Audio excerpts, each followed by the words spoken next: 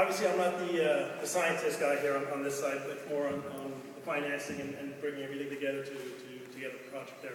Mary, thank you very much for the introduction. Minister Patello, as you're leaving politics, you know, after a speech like that, there's always a place in our organization for somebody like Mary, thank you also well for your opening comments. Thank you. So, after a long period of time, BipAmber is very pleased to announce that we have chosen Sarnia as the location of our first commercial bio-based succinic acid plant. So we're delighted to be here.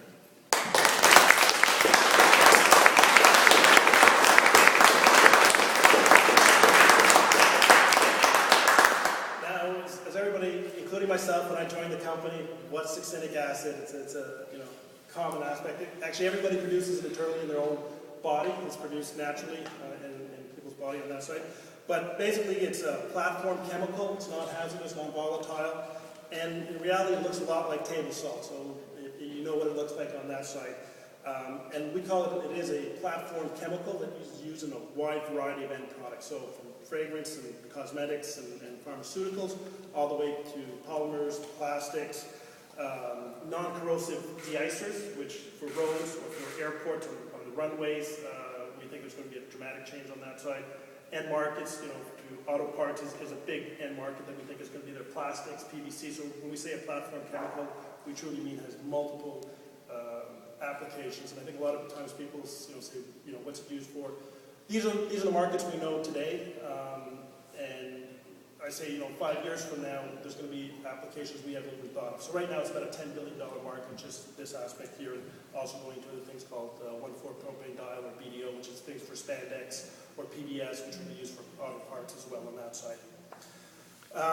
So the initial capacity of this plant will be 17,000 metric tons. It will be commissioned in 2013, so not too far away on that side. And with all our work on the marketing and sales side and from our plant in France and selling the product already out there, we're already planning on doubling capacity by 2014 and also bringing a BDO line to 1,4-propane-diol.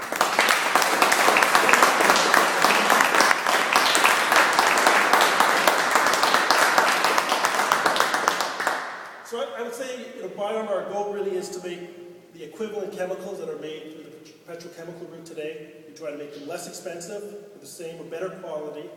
Our process is renewable and sustainable, and not just using renewable feedstocks, but we actually consume CO2 in the process, and that, or sequester it. And if you would look today of all the carbon sequestering processes out there, the only one that really sticks out is you drill a hole in the ground, you pump it underground, and then you try to get more oil out of there, which is fine, which is expensive, which is a multi-billions of dollars project. We actually take CO2 and it's in the chemical itself. So if you make a piece of plastic, it's sequestered for as long as that plastic's there. A lot of times, companies come and have new ideas, and we're probably no different on that. Where we do stand a little bit apart is what we've done in France. We run a 3,000 metric ton facility there. We've proven the technology at large scale. We know it works. We know our cost structure, and it really puts us, what we believe, is well ahead of the rest of the pack globally on that side. This process was really scaled up over the last decade, so it's not something that just happened. We've been working on this and the predecessor companies for well over a decade, and this is really scaled up throughout the world. We use really the best of the world, whether it's from Japan, US, France, Canada, wherever, and that's really some of these new technologies where they really need to be, from the biotech side to the chemical side to the catalyst side. So it's a whole bringing in different people together on that side. So you can imagine for a company like BipAmber, which a lot of people probably haven't heard of, there's a lot of different people to thank to get a project of this size off the ground. And I am going to do that in a moment. But first I just want to let you know a little bit on our selection process, why we picked Sarnia, why are we here today, what did Sarnia offer. We looked at over 100 sites throughout North America for this facility, and we narrowed it down, so we were traveling a lot all over the place trying to find the best places. So the feedstock availability, Ontario has some of the highest yielding corn process in North America, some great, and especially the Atlantic College areas, I believe some 2 or 3 most, really the best corn yielding on that side, comparable to any place in Iowa or Nebraska. close to facilities that make glucose, which is really using corn to make the glucose, the high fructose corn syrup, which is great. The logistics here, trying to get our product out afterwards, truck, rail, ship. I think everybody here knows why Sarnia is really good on that. You go right over the bridge, you can get 40–50% of the U.S. market in a truck, in a day's truck.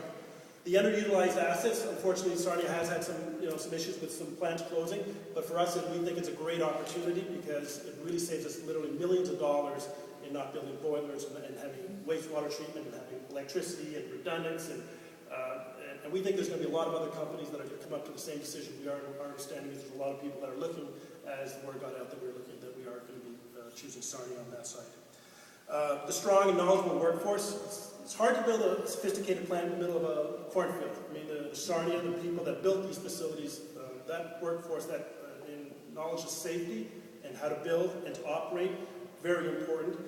Also brought through the universities, which are close by. This facility here, on that as well, that was a great facility and part of our decision-making process. We know there'll be a knowledge base here for years to come as we continue to expand as well. The strong government support, no question about it, that does play a role on that side. So we did receive mostly loans up to $35 million of close to an $80 million facility, which BipAmber will be providing the rest. So a lot of capital coming in. We are a U.S. company, so a lot of foreign direct investment, a lot of foreign direct technology to be brought in here. I do have to thank some people in particular. Mr. Teller from MEDT and their support in that loan was instrumental on that side. So we thank the MEDT for that support. I also want to thank the people at MEDT. Special thanks to Ann Waddell, who has worked very hard over the last 8 months helping us through this process and a very strong due diligence process, which we are in complete favor for any government organizations on that side. So we're great on that. I would like to acknowledge Pat Davidson here as well, and her office, and Benjamin Martin as well, and all the work he did, and yourself to help pushing through this again, provincially, federally, both levels, and obviously the local support. Mary McLaughlin, who was the first supporter from Sustainable Chemistry Alliance,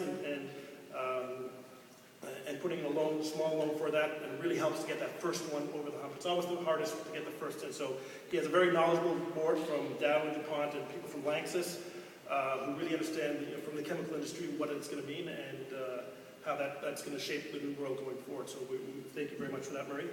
Mike Bradley, the mayor, and Steve Arnold from the local side. We will be counting on you more and more as we're going through the permitting process. So, I have your numbers. I've used them. We'll continue to use it going forward. So, but thank you for your support. Don McCabe, Ontario Federation of Agriculture. It's hard to think of this project when you have agriculture together with chemicals, with unions, there's so many people coming together. So Don, thank you very much and opening doors for BipAmber. We very much appreciate that. Sandy Marshall is president of Lanxess and has a vision as well on that site.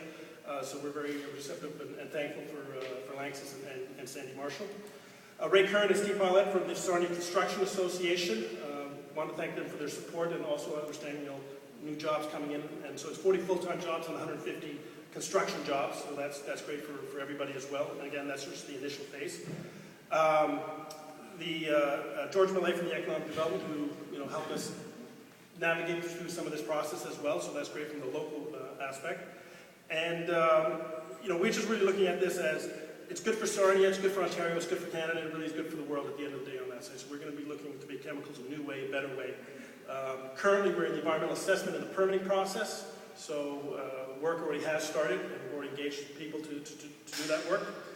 And I guess just in closing, I'd like to to thank everybody for coming here, and more importantly, we'd like to see everybody turning out at the groundbreaking ceremony, and much more importantly, at the opening of our plant in 2013. Thank you very much for everything.